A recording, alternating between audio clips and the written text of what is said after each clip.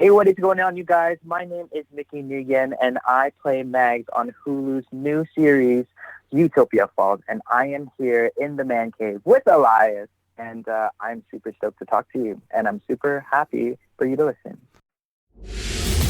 Welcome to another episode of the Man Cave Chronicles. Welcome to the party, pal! You're my boy, Blue! Yo, Adrian! A podcast with interviews of amazing guests from the world of pop culture. Oh, yeah! TV. Nice! Movies. Oh, I love the movies! Comedy and more. From deep inside the Man Cave, your host, Elias. Mickeey, welcome to the cave. Thank you guys so much for having me, guys. This cave over here, ooh, I can see everything up in here, and it's great. I'm excited to be here. How are you, man? What's new with you? Nothing much. I think, especially during times like what's been going on outside, I think, you know, we're sticking together and we're all pushing through this hand in hand, and nothing crazy, nothing too new, anyways. Yeah. How are you handling all this with being inside? Honestly, I'm handling it pretty well. Obviously, what's been going on out there, it is crazy. It's historically crazy and chaos out there. But I think, nonetheless, I've been feeling so much more, I guess, together with everyone, just because this is something that we're all going through as a whole, and this is something that's been happening, you know, globally. And even though that there might be times where people might feel like, oh, like they're cooped up inside their house, and they feel alone and they feel like scared, like I think people should be reminded that at times like this, you know, we're all here and we're all doing this together and we're all experiencing it, and it's scary for all of us, but no matter what, just everyone should be reminded and be comforted that we're all here for each other and we're all going to get through it. Yeah, so, I think you just got to positive thoughts every day. That's what I keep telling my wife. Yes, for sure. So you've been busy the last few years, right? You've done Nickelodeon's Make It Pop. You've done Zombies on Disney, October Faction, and you recently started in Utopia Falls. And we'll talk about that. I want the listeners to get to know a little more about you. Where are you originally from? I am originally from Toronto, Ontario, born and raised. My family comes from Vietnam, and and my family came here long time ago. They immigrated here from Vietnam, from the Vietnam War, and we made a life here. And I'm truly happy and thankful that we kept our culture in our household, and you know, I think one of the best things in my career right now is being able to know that I'm kind of on like a platform where people can see that, wow, like someone who isn't normally seen on, like, you know, seen or represented on film and TV, especially way back when, is now, you know, is now taking a step forward with film and television. And I'm happy that my career is able to put forth, you know, Asian representation out there. And not only that, but you see so much diversity now on film and TV, and I'm really striving for that. And I think my number one goal out there is for someone to watch what I do, know that I love it, and also know that, you know, they have someone that they can relate to. And I would love to be relatable to at least one person out there, make them smile, make them happy, and inspire them to continue to pursue what they love doing and to work hard at it. And people will see that, and people will admire that, and will respect that. And that's pretty much all in a nutshell where I am. That's awesome. So, like, growing up in Toronto, like, did you have any idea that you wanted to get into, like, the entertainment industry? You know, actually, like, my entire, like, career path has taken some interesting, like, turns. I was actually originally wanting to be a choreographer. So when I was pursuing dance at the time, and this was probably way back when I was just coming out of, like, high school, I was like, oh, I'm going to go full throttle dance. Dance is going to be my number one goal. Like, I'm going to dance. I'm going to choreograph for all these artists, all these shows. And I think when I first landed my very first role, and it was a series lead on Nickelodeon's Make It Pop, that was probably when I realized I had a love for acting. And I always loved acting, and it was always in the back of my head, but it was never something that I was like, oh, I'm going to explore this, because at the time my full focus was on dance. But soon after that, like after Make It Pop, I realized, I was like, man, this is actually something that I love doing, and this is something that I really, really do enjoy. So I bit my tongue and I clenched my butt cheeks, and I was like, you know what, let's take a dive in and let's go see what acting's all about. And it's scary because I was so deep into dance that it was scary going and venturing off into a completely different field than I was comfortable with. But I'm happy that I did, because through that I was able to make a career out of this gamble in a way. And also, not only that, but I also did even get to implement my dancing and my dance passion into my new acting lifestyle. So it was really enjoyable, and I think I'm really thankful for how, even with these ups and lefts and rights in my life with my career, that I was able to integrate all my loves for acting and for dancing and singing, and put that to good use to book all these roles that I've had. So, yeah.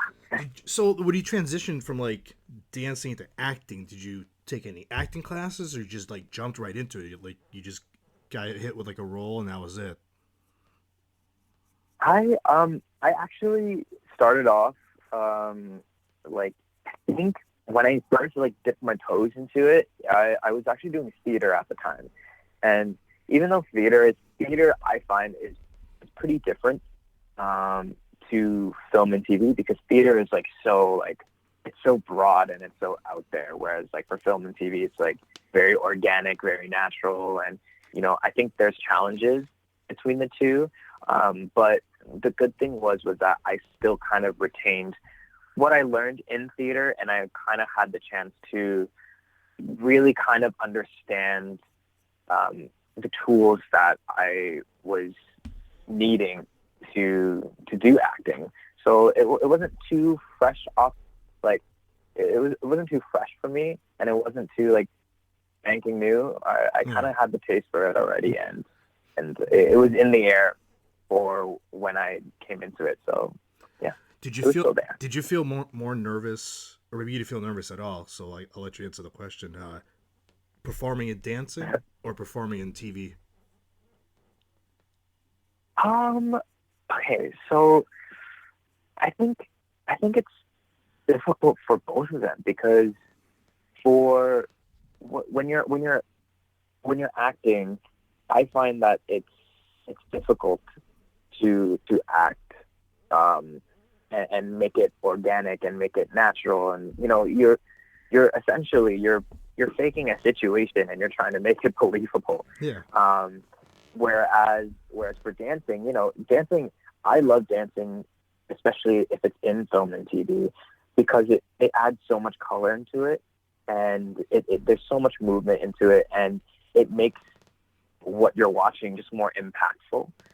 So it was, I mean, like, I get nervous for both, to be honest. Yeah. But I think naturally I do gravitate more to dancing, so I'm so comfortable with dancing. But I also love how nervous I get when I'm acting out a scene, because that's how much I want to make it believable. And it kind of pushes me to do my best, and it pushes me to be able to bring out this, you know, raw emotion and be vulnerable and put that in front of the camera. So I get nervous for acting more, but I think I enjoy both eventually.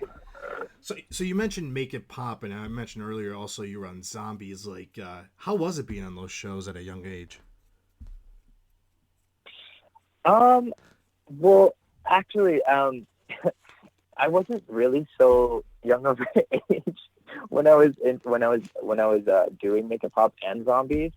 I think I was definitely a little bit older than some of the cast members, and that was was the greatest thing too, is that nobody knew how old I was during production until after production, and everyone flipped out because everyone's like, "We thought you were our age. You're a liar." And I was like, "No.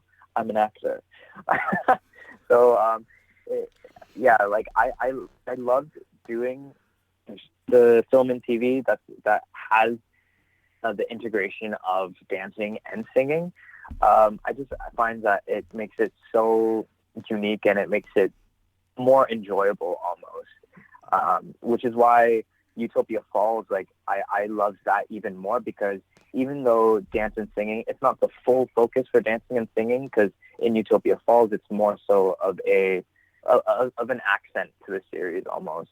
And what I love about Utopia Falls is that it is different from that. It's a lot more darker in terms of the series, of how it goes, and also the full focus isn't the singing and the dancing, whereas the other two projects that I did were. So that's I love Make It Pop, and I love Zombies, and altogether it helps me. It essentially helped me book Utopia Falls, and I'm happy that Utopia Falls got to almost be a little bit different than what I was already doing, because it got a chance to really develop more skills and just be all around just a more unique type of series. So I love them. So yeah, let's talk about Utopia Falls. For the listeners, real quick, can you just give them a little like brief, like what the show's about? Oh man, Utopia Falls. Okay, so it's set in the distant future, and we're introduced to this dystopian society called New Babel. And New Babel was created after this big white flash happened on Earth, and it wiped out majority of it. And New Babel was created, and it takes place in this shield almost. And in this new city, we have standards. We have things that are already approved by the new city's estate, and that goes by their lifestyle, that goes by the dancing and the songs. Like everything's kind of almost like pre-approved. So there's already the standard to this new city, so you don't get those implications of racism, or you don't get those implications of homophobia, because everyone lives together in harmony, because everyone is living by this standard. And when you get introduced to these group of teens who make it into the new city's biggest and most sought after competition of the arts, then they go in there, and then they discover this archive, and in this archive they discover this history of everything that happened before the Flash, because no one remembers what happens when the Flash happened. So everything before the Flash, like it gets wiped out, and that includes any cultural or like musical relics. But they discover everything that was pre-White Flash, and they discover they discover the music that was back in the day. So they end up using that music to introduce this new style. And what ends up happening is that the government, aka the authority, they don't like that, because they're like, "Whoa, this is not the standard of the States. It's like, what are you doing?" And they freak out. And then us as teens, we're just like, "What?" It's like, "Why are you guys hiding this from us?" And and we kind of use what we learned from the archive to basically overthrow the government of this series. So people have been saying that so it's kind of like a mix of like the Hunger Games meets like Step Up or America's Got Talent, but it's actually so much more deeper than that, because again, going back to what I said, it's the singing and the dancing is their accents of the series, but it goes into so many multi-layers after that. Like it goes so much more deeper into that. So, and that's I would be talking nonstop if I tried to say what even goes on, but that's basically the surface of it. I want to know about your audition when you first went in about that. Tell us about that. Oh man, my audition was kind of like it was a really, really memorable one because I'm a firm believer of, I always like to add in like a zhuzh or like a cute thing or something that kind of just makes your performance stand out. So Mags, he's like the comedic relief type of guy. He's hilarious, and he's such a light in the room. And one of his scenes was that he was eating a ton of food. So I was like, okay, all right, okay. So he's eating a ton of food, and it says that he's stuffing his face. So what I did was I went into my callback after sending a self-tape, and I saw everyone there, and I was just like, so he's eating. I was just wondering if I could just like grab a little something, something, and they're like, yeah, do what you need to do. And I'm like, hey, cool. And RT is just watching at me, and RT, the director, he's just like, what is this guy pulling out of his sleeves? And I just put like a bunch of donuts on each fingers, and I was just stuffing my face as I was like doing this scene for them. And in my head, I was just like, I hope to God they like this, because like I was so into it that I didn't even know, or I didn't even catch what their facial reactions were.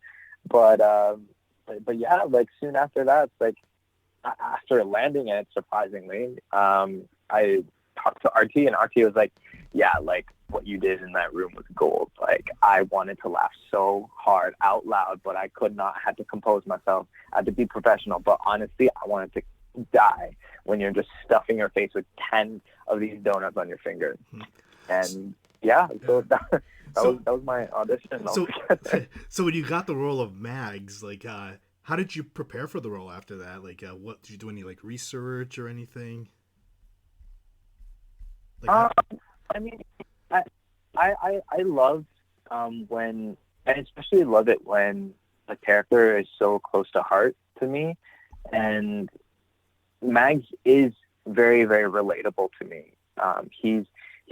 I picture him as like the glue of the group, and he really does care about everyone around him, and he's very, very caring. And I kind of like I see a lot of myself in Mags, and as you continue to watch the series, you begin to learn so much more with Mags, and he digs a lot deeper than that. But for me, in terms of preparation, I tried my best to I try my best not to pull from different things that I've seen, and I kind of really try to dig into my own personal experience and my own emotions, and how his upbringings are very similar to mine. Yeah. So yeah, like I didn't do too much preparation, and because he was just so organically like me. Yeah. So essentially, it's like when you're watching Mags, you're almost kind of watching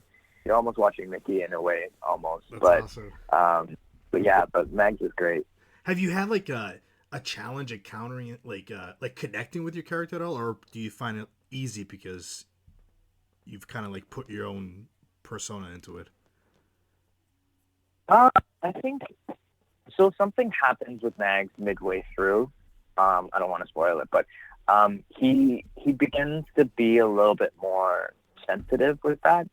And I think for me, it's like I can totally understand Mags as to why he would be sensitive to certain things after when mid-season something happens to him. But I think portraying that was a little bit like difficult. So I would say in the ways where his humor is easy for me, his sensitivity is probably a little bit more, it's a little bit more tough to execute, because, like he does become a bit sensitive, and even though like he's the type of guy to just like bring his best up front and just put a smile on, in the end, like his sensitivity is what's kind of difficult to capture sometimes. But I think overall, like, he's been great. What do you think you enjoy the most out of Mags? What's his best feature, you think? Okay, so my thing with Mags is he's almost like the mediator. So in the group of teams that you get introduced to, you're gonna see some couples, and you're gonna see that they're gonna get into a whole fiasco, and Maggies always seems to end up getting into the middle of it. Like he 100% is always able to either one make the situation lighter, because he's just he's sassy like that. So if he gets shut down, like he's there to just be like, yeah, you got shut down. Or if people are like having a fight and they're just emotionally detached, he's there to kind of reel them both in all together. So you're definitely going to see Mags being the glue to the group, and I think that's what I love most about him. Now, Snoop Dogg is involved in this at all? Have you had the chance to like meet him or have any input with him? Oh my God. Okay, so let me tell you. So I was in post-production, and I was just in the middle of doing some of my voiceovers for some of the lines. Yeah. And they just casually, not even saying anything. This is post-production. We didn't even know anything when we filmed this. So we filmed this last year between March all the way till June. And we were in post-production probably in September all the way until like November almost. And probably in October is when they're just like, oh yeah, so by the way, Snoop Dogg's the voice of the archives. And I was like, whoa, wait, what? They were so casual about it. They didn't even say anything. We had no preparations. And I was like, how are y'all going to do that to me and just casually just bring up Snoop Dogg? It's like, Snoop Dogg's like my childhood. And you're here and you're going to be like, he's going to be the voice of this archive. Just so willy-nilly. Like, no, I can't. But yeah, I didn't get a chance to meet him because all of this stuff was done post-production. Yeah. So he's probably in like, I don't know, an audio booth somewhere in LA or something. But no, I didn't get a chance to meet him. I wish though, but yeah. What's been your favorite scene that you've been in on the show? My favorite scene, I think it would definitely have to be, there's a big, huge performance number that happens in the last episode. And I think that was probably my favorite scene to shoot, because we were literally in a huge, huge stadium. And this was a stadium where I actually watched this group called Blackpink. It was the same stage that they were on, and we were performing in that same venue. And I was just like, oh my God! It's like, I'm living my dream right now, because I'm a killer at performing. But the turnout of it and how it was shot, and just like it's just so, when you watch it, it's so impactful, and it really meant a lot. And I think it shows that this number really means a lot, because it's like it's the moment where you realize that like we're making this revolution happen, and we're gonna go full head on onto it. So definitely the performance number in episode 10, for sure. So now you mentioned like the cast is like pretty tight. How would you describe the vibe on set? Oh man, the vibe on set when everyone is together. Oh man, like it's pretty wild. Like we are such a tight group, which therefore means that we're probably a very chaotic group. So it's pretty crazy. Like I think when there are scenes where all of us are together is when it's craziest the most, because we're all together. But yeah, like it's been great working with them. Like we've all grown to become such a great family, and I think it's great that even at times like this, with what's going on outside, it's like we try our best to like stay connected, and we're also even trying to do our best to give more of an outreach to our audience as well, because Utopia Falls is growing, and I think people are starting to pick up on it. And the audience is just slowly just increasing, and we're just doing our best that even at times like this, that if there's a safe place where they feel like they want to go to, it's like, it's like the cast is always here for us. We're always here for each other, but most importantly, we're always here for you. That's what I love most about this whole cast. So you've been acting for a few years now. You've done like your Utopia, which is like a sci-fi thing. You've done like your dancing and a little bit of comedy. Like, do you have like a dream role that you want to play someday? Oh man, I would kill if I could do some sort of like Marvel DC type of thing. Like if it's a series, if it's a film, if it's Marvel or DC, hit me up. I'm the hugest nerd for that. Like I'm waiting for the day that I get something where it involves anything with superpowers. If I can fly or something, give me invisibility powers. Whatever you guys want me to do, if I have something, like I'm there, 100%. What's been your favorite movies for comics? Oh, that's tough. Like I think it would definitely have to be. Oh man, I'm so classic. It would definitely have to be XMen. Like XMen, I grew up with. I watched the old cartoons when it was on Teletoon once upon a time, and the comics. Like I was just all there for. My bias is Jubilee because she was the only Asian superhero that I watched on screen, and I was like, yo, Jubilee needs her own movie. I'm telling you. But yeah, X-Men for sure. If you could star alongside TV or movie, one person, who would it be? Oh, that's tough. But I think I would have to say Constance Wu. Constance Wu is my queen, and I would live for the opportunity that comes one day where I get to tell her that in person.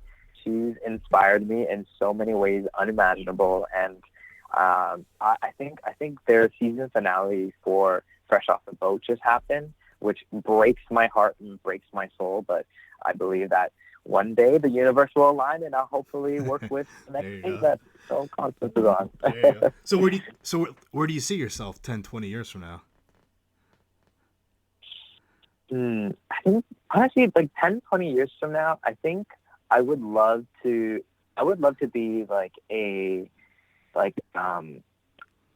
like some sort of like to do like a TED Talk or something, or to do like just any type of like motivational speaking, because I feel like throughout my life, like I've experienced so many turns and so many, like my life was on the ceiling at one point, it was left and right, and I think life takes its turns, and it does that for reasons unknown, and I think the more we just experience it, and the more we kind of value those turns, and when life goes upside down, we do eventually value that. So if I could just like in 10, 20 years from now, if I could just mediate that and just like, tell people that and communicate my experiences and what my life came to, and the good and the bad and the ugly, like if I could do that and inspire someone with what my life and how it went, and